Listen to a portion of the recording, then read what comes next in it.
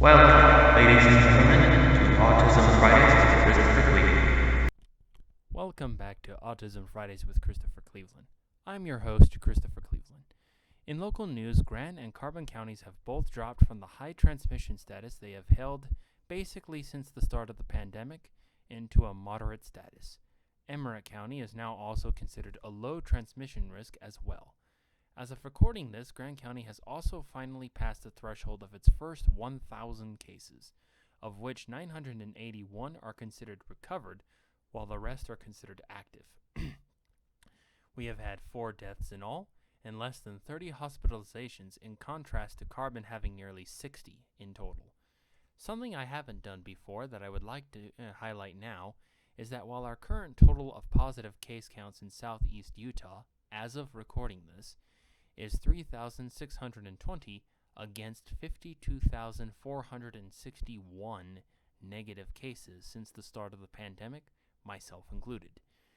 The mask mandates, which helped Grant County obtain its new status, is still in place for schools in similar places until at least June 11th, and the summer camp I intend to work the week after will have it until further notice. In national news, half of adults in the United States have now received at least their first shot of the vaccine. We still have a ways to go, but we're getting there, people. Let's keep the momentum rolling.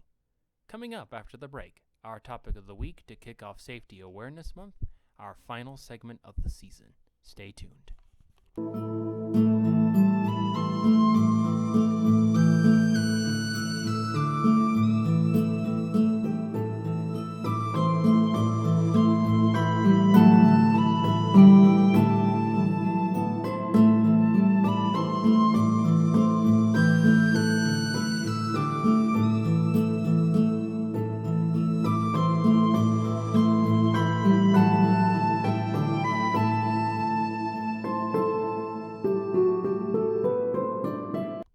Thank you for tuning back into this episode of Autism Fridays with Christopher Cleveland.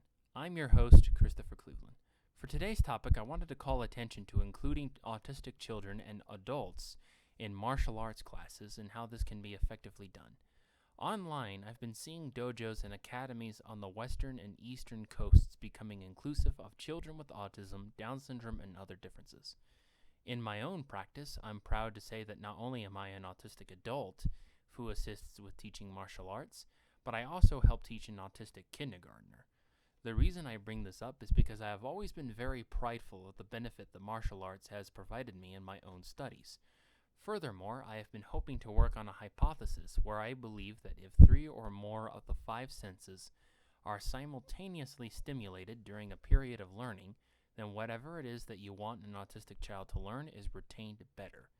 Because most martial arts academies and styles require sparring, aka controlled fighting, in order to gain rank, it therefore stands to reason that when you learn to move the body a certain way, watch your sensei do it, and or hear them tell you what you need correcting, you retain it better. In sparring, speaking of which, this is applied to watching your opponent's movements, specifically watching their core, feeling their hits whether or not you deflect them, as well as hearing your sensei telling you what to expect during a spar or even when to stop. Something I've done with my mentees in the past is teach them how to fence with PVC Eskrima sticks, with a foam padding on the top, of course, for safety.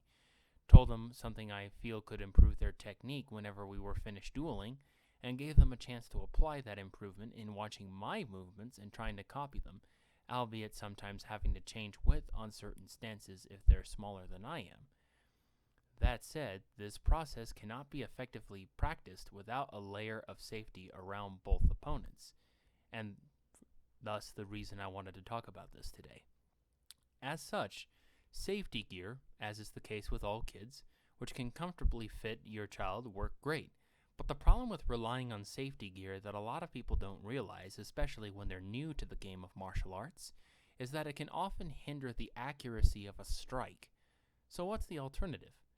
Simply put, in my dojo, we do not make full contact on punches and kicks, though we will do so on grapples and tackles and takedowns of that nature. This means that once we've learned the kicks and punches of Ishinro Karate, we only tap the upper body of opponents during sparring in order to learn to restrain our might for the day when we'll have to defend ourselves. That is, we touch just hard enough that they register that they've been hit, and only go further if they do not back down or register that they have been hit at that point. So if safety gear isn't your kid's thing, look for schools whereby the people who wear it are usually the ones who would otherwise receive a full contact hit during training and might get hurt by it, especially if you have a strong child. Oftentimes this means having one of those bobs, that is, dummies meant to look like humans that you kick or hit in order to learn a particular style.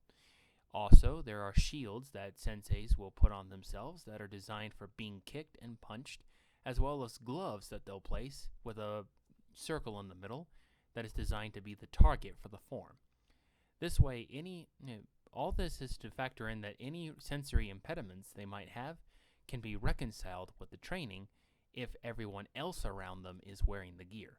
But always ensure that if safety gear has to be worn, the intention is established and that the gear in question is a comfortable fit without being loose, lest it fly and hurt someone else. Coming up, the next segment of the show. Stay tuned.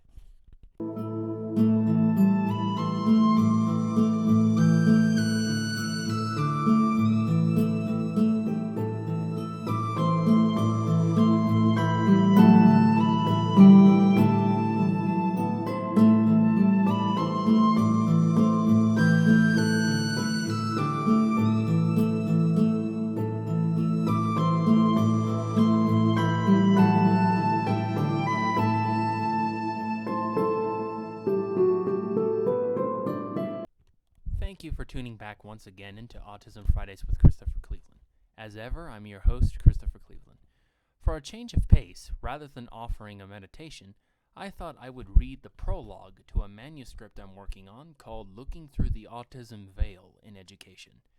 The concept is to highlight the journey of an autistic student who becomes a teacher, inspired by my own life experiences, how teaching has helped them to learn, as it has for me, and the final volume, to be released probably when I'm way older, would be about helping the next generation take my place. Since ranking up in the internal healing martial arts system from which I learned my Tai Chi and Bagua has to include a written study, I'm even considering making this a part of said study. Anyway, here's the prologue. Part 1. The Veil Over the Self. Curiosity and wonder filled the student's heart with thoughts of hope and joy. They weren't fearful of those around them, and why should they be? When all they could see was the good within everyone's heart, what was there to fear? So far as they were concerned, the others were their friends and vice versa. What was there they could say or do that would change any of that? Hell, what was there to be said or done that could get anyone to stop caring for each other? The students strode through the halls of the school in a quest for knowledge they just knew would be granted by their teachers. They cared deeply for their studies, yet struggled with subjects that others found easy, like algebra or acting normal. And a shadow always loomed behind them, around them, and in front and before their very eyes. It wasn't their own, as they would have thought it was, being the literal little human being they had been for most of their life. No, this was a shadow that they could never see in the light, and they could most certainly never hope to see in the dark. It was the shadow of uncertainty, fear, and panic that they could feel every day, yet they could never put a name to it. An ancient darkness that had more than once covered the land and in many ways continued to cover the hearts of the people they cared about, and had been the cause for suffering and death in the history of the species. It was a maelstrom, a vortex of dark energy that attracted more like it, that it might grow and consume even more until it engulfed everything in creation in its maw, until at last the only direction left to go was inward.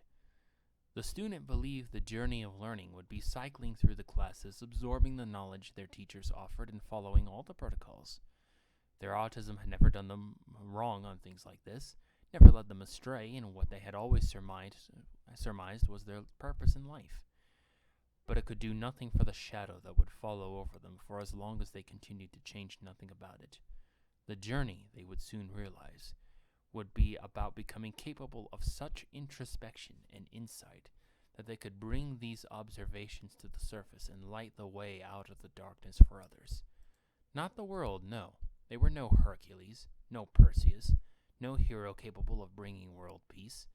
But maybe, just maybe, they could become the one who would bring peace to the worlds of the ones they cared about.